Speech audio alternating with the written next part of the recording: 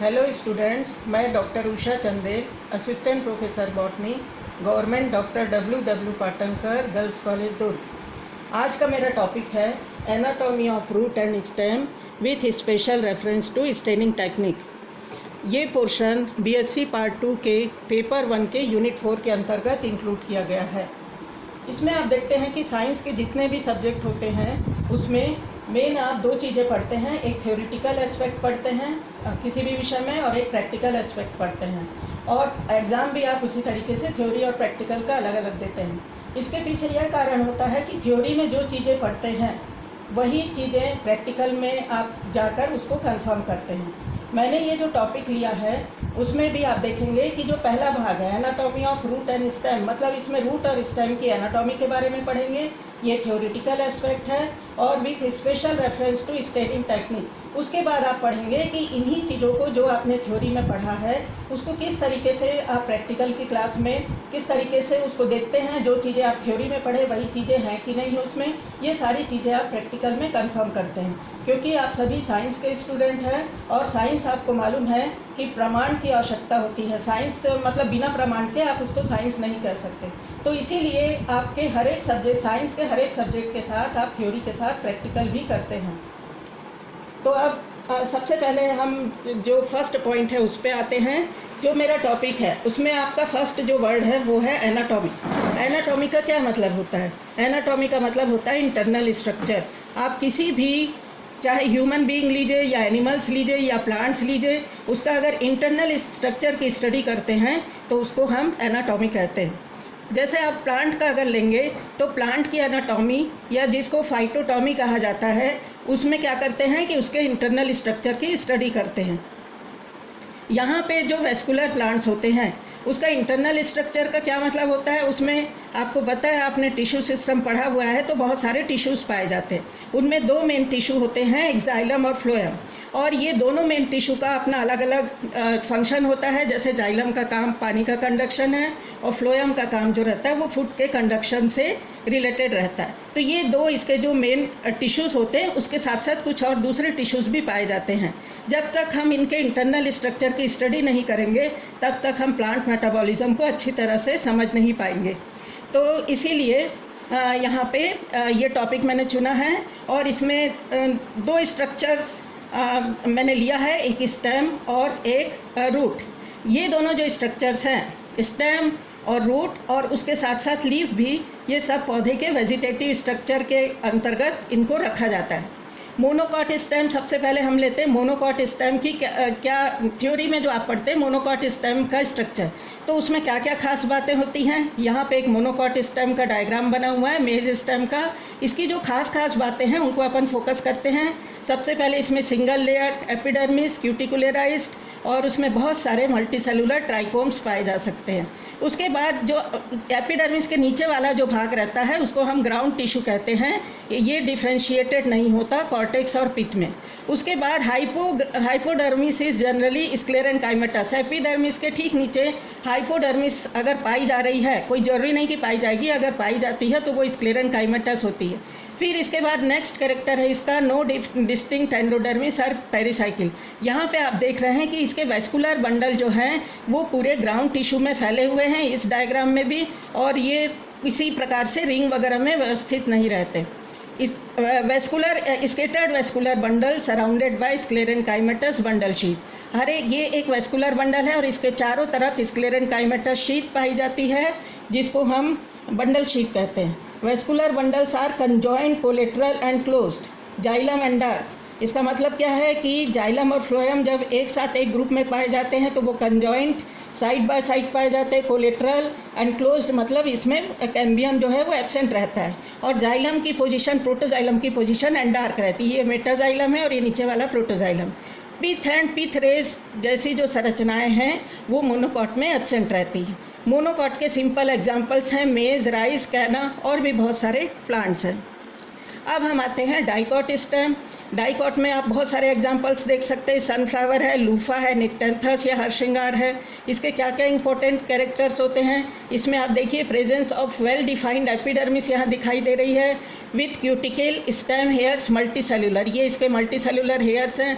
Cortex has distinct कॉलेनकाइमेटस hypodermis, ये जो structures यहाँ पे आप देख रहे हैं, ये सेल्स जो हैं ये कॉलेनकाइमा की बनी हुई हैं। ये सेल्स जो हैं ये बनाती हैं collenchymatous hypodermis. Endodermis is distinct as the innermost layer of the cortex. यहाँ पे आप देखेंगे कि कॉलेनकाइमेटस हाइपोडर्मिस के नीचे ये पूरा पोर्शन जो है वो कॉर्टेक्स का है, और कॉर्टेक्स की जो सबसे अंदर वाली लेयर है वो एंडोडर्मिस है। एंडोडर्मिस के ठीक नीचे pericycle composed of parenchyma and sclerenchyma. Parenchyma यहाँ पे जो पेरिसाइकिल है वो मल्टी लेयर्ड है, और कहीं पे आप देख रहे हैं बंडल के ऊपर वो स्क्लेरेन्काइमा की बनी हुई है और दो बंडल के बीच में वो पेरेन्काइमा की बनी हुई है। मतलब हुआ कि pericycle is heterogeneous. Vascular bundles arrange in a ring surrounding pith. सबसे इम्पॉर्टेंट पॉइंट है इसका कि इसके वेस्कुलर बंडल एक चक्र में व्यवस्थित रहते हैं।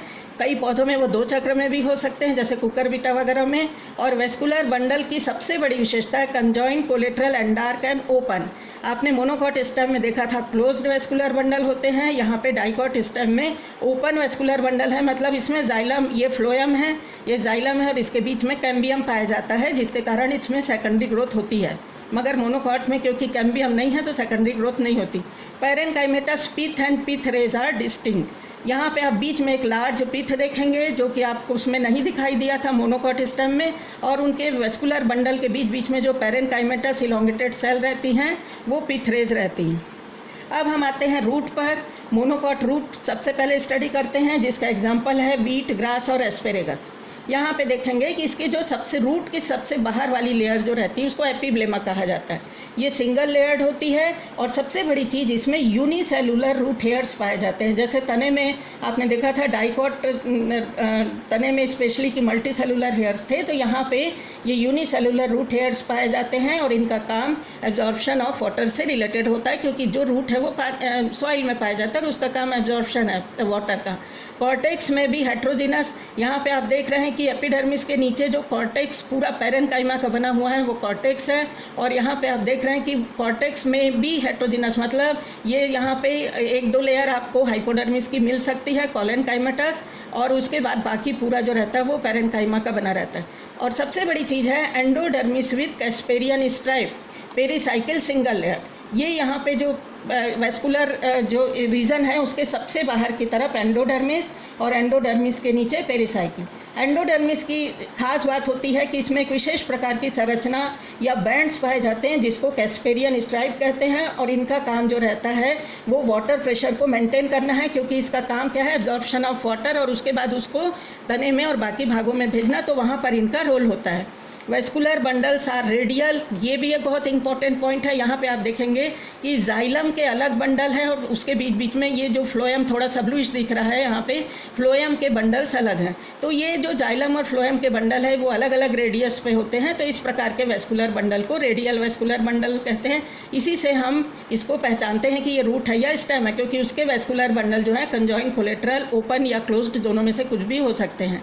और यहाँ पे मोनोकॉट रूट में वेस्कुलर बंडल की संख्या जो होती है वो मोर देन 6, जैसे अभी यहाँ पे आप देख रहे हैं कि 6 के आसपास या 6 या 7 वेस्कुलर बंडल जो अलग अलग जाइलम और फ्लोएम के बंडल हैं वो दिखाई दे रहे हैं। मेटाजाइलम एलिमेंट्स आर ओवर और सर्कुलर, है ना। यहाँ पे जो मेटाजाइलम है वो केंद्र की तरफ है, प्रोटोजाइलम जो है वो पेरीफेरी की तरफ है। तो इस कंडीशन को क्या बोलते हैं, ये जो एक्जार कंडीशन बोलते हैं, ठीक है। तो ये भी इसका रूट का एक इम्पॉर्टेंट कैरेक्टर है। पिथ इज लार्ज, यहाँ पे पेरेन्काइमेटस पिथ देख रहे हैं। तो ये सब आपको वीट, ग्रास, एस्पेरेगस इन सभी में दिखाई दे सकता है। अब आते हैं dicot root. Epiblema with unicellular root hairs, हमेशा यूनिसेलुलर रूट हेयर्स रहेंगे रूट में। Cortex is simple and undifferentiated, यहाँ पे कोई डिफरेंशिएशन नहीं दिख रहा है। एंडोडर्मिस इज वेरी डिस्टिंक्ट, ये पिंक कलर से जो दिख रही है फिगर में वो एंडोडर्मिस है। And passage sales endodermis with Casparian strip यहाँ पर भी पाई जाएगी, और उसके साथ जैसे कि आपको पहले ही बताया कि वो बैंड्स होते हैं जो कि वाटर जो प्रेशर है तो उसको मेंटेन करने में सहायक होते होते हैं और उसके साथ साथ इनके बीच बीच में कुछ पैसेज सेल्स पाई जाती है प्रोटोजाइलम के ऑपोजिट।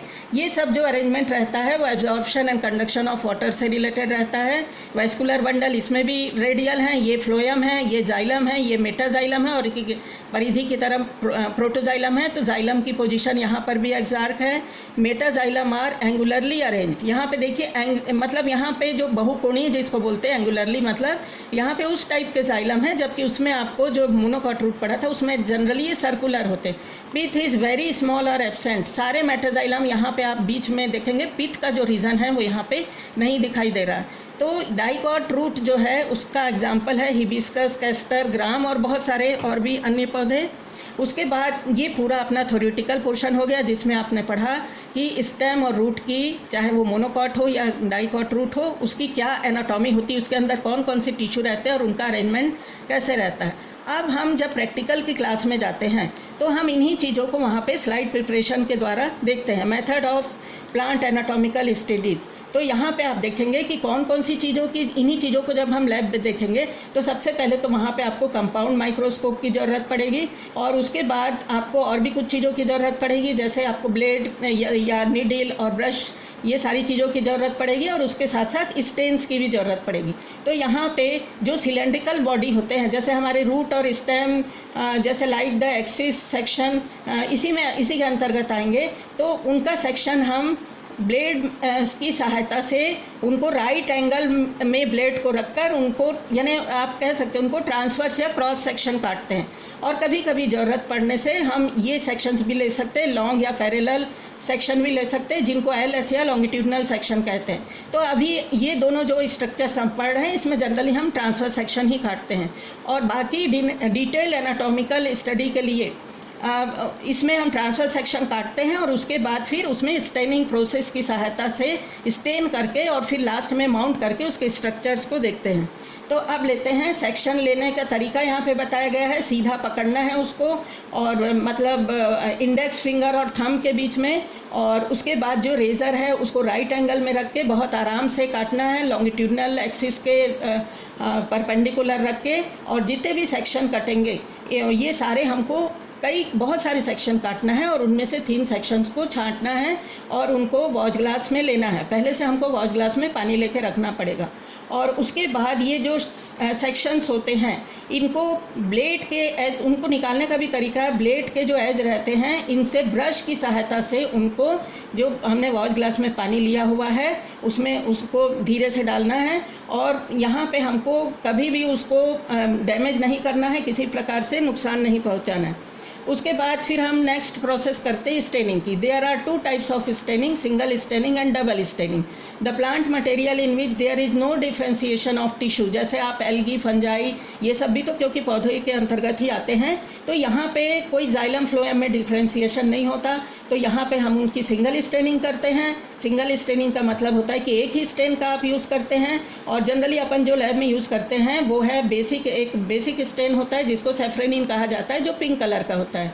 परंतु जो हायर प्लांट्स हैं जैसे उसमें जिम्नोस्पर्म तो और एंजियोस्पर्म तो आएंगे ही, और टेरिडोफाइटा भी साथ में आएगा, जहाँ पे जाइलम और फ्लोएम में डिफ्रेंसिएशन रहता है, वहाँ पे आप सिंगल भी कर सकते हो और डबल स्टेनिंग भी कर सकते हो। तो डबल स्टेनिंग में a mixture of 2 contrasting dyes, मतलब आपको 2 ऐसे स्टेन लेना है जिसमें से एक एसिड रहता है और एक बेसिक स्टेन रहता है। जैसे एक आप ले सकते हैं सेफ्रेनिन और एक आप फास्ट ग्रीन या हेमेटॉक्सिलिन ले सकते हैं, और ये दोनों में आपको स्टेन करना पड़ेगा और इसकी सहायता से आपको डिफ्रेंसिएशन ऑफ टिश्यूज़ उसमें दिखाई देगा। उसमें क्या करेंगे, जितने सेक्शंस लिए थे उसमें 2 से 4 पतले वाले सेक्शन लेंगे जो ट्रांसवर्स सेक्शन काटे थे, और इनको डिफरेंट वॉच ग्लासेस में उनको शिफ्ट करेंगे। और उसमें जो पेट्री डिश वगैरह या वॉच ग्लास जो था उसमें पहले से सेफ्रेनिन स्टेन लेके रखेंगे, और उसके बाद उसको करीब 2 या 3 मिनट से ज़्यादा हमको सेक्शंस को उसमें नहीं रखना है। उसके बाद हम सेक्शन को वहाँ से बाहर निकालेंगे, पानी से धोएंगे और उसमें जो भी एक्सेस स्टेन है उसको निकालेंगे। अब यहाँ पे देखिए डबल स्टेनिंग स्टेप और सिंगल स्टेनिंग में क्या क्या स्टेप्स है वो बताया गया। जैसे पहले सिंगल स्टेनिंग स्टेप्स हैं, select a thin section, stain with safranin 3 to 5 minutes, wash with water to remove excess stain, destain with acid alcohol. अगर पानी से वो एक बार नहीं करना है, कम से कम 3 बार करना है, और अगर उससे नहीं निकल रहा जब तब तक करना जब तक कि उसमें से स्टेन निकलना बंद ना हो जाए। Destain with acid alcohol if needed की बात है। Wash thoroughly with water to remove the trace of acids, mount in glycerine. Mount करना मतलब जब पूरा वो उसमें से स्टेन अच्छे से निकल जाता है, उसके बाद हम स्लाइड में उसको लेंगे, ग्लिसरीन का 1-2 ड्रॉप लेके उसमें फिर उस सेक्शन को डालेंगे और कवर स्लिप लगाएंगे।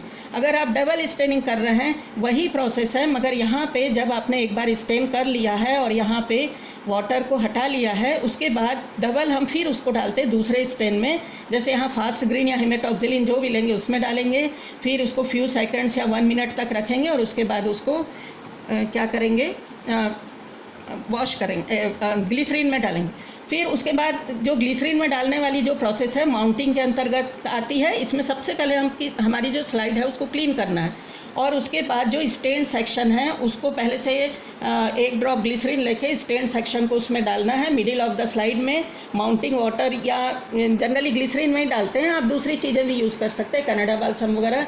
और नीडल की सहायता से एक कवर स्लिप को उसके ऊपर हमको रखना है, उसको हाथ से नहीं रखना है, ध्यान रखना है कि उसमें एयर बबल्स वगैरह नहीं आए। और एक्सेस ऑफ वाटर और glycerine from the edge of the cover slip can be remove using blotting paper की सहायता से एक्स्ट्रा स्टेन को उसमें दबा के निकाल लेना है। Ensure air bubbles are not formed by mounting, क्योंकि अगर इसको हम माउंट करेंगे तो उसके बाद फिर उसमें अगर एयर बबल आएगा तो उसके स्ट्रक्चर्स ठीक से नहीं दिखाई देंगे। तो इस तरीके से हम स्लाइड का प्रिपरेशन कर सकते हैं। एक्चुअली ये जो स्लाइड का प्रिपरेशन है उसको करने के पीछे कारण यही रहता है कि जैसे सैफ्रेनिन से माउंट किया तो सैफ्रेनिन से जाइलम है, स्क्लेरेनकाइमा है, इन सभी पर स्टेन चढ़ता है, और साथ में हमने फास्ट ग्रीन लिया है तो इसमें फ्लोएम पर स्टेन चढ़ता है। तो ये जो डिफ्रेंशिएशन इसमें हमको टिश्यू का दिखाई देगा, तो उसके कारण क्या होगा, वो स्ट्रक्चर हमको बहुत इजीली समझ में आ जाएगा, क्योंकि कंट्रास्ट में ये जब कलर्स आते हैं कॉम्बिनेशन में, तो हमको जो चीज़ें हमने थ्योरी में पढ़ा है उसको बहुत अच्छे से समझ सकते हैं। तो इसीलिए हमेशा हमें प्रैक्टिकल करने के पहले जब भी लैब में जाते हैं तो पूरी तैयारी के साथ जाना चाहिए। सारा जितना भी मटेरियल है जो हम करने वाले हैं आगे, उसके बारे में हमको पहले से जानकारी होना चाहिए और उसकी डिटेल थ्योरी मालूम होना चाहिए, और साथ में सारी चीज़ें हमारे पास होनी चाहिए। और सभी चीज़ों को बहुत केयरफुली करने के बाद उसमें सारे स्ट्रक्चर जो हमने थ्योरी में पढ़े हैं वो सारी चीज़ों को उसमें देखना चाहिए, और माइक्रोस्कोप का हैंडलिंग भी हमें प्रॉपर आना चाहिए। तो ये जो प्रैक्टिकल वर्क है वो बहुत मतलब इंटरेस्टिंग होता है और बहुत ध्यान से हमें इससे करना चाहिए। मेरे ख्याल से आपको ये सारी चीज़ें समझ में आ गई होंगी। धन्यवाद।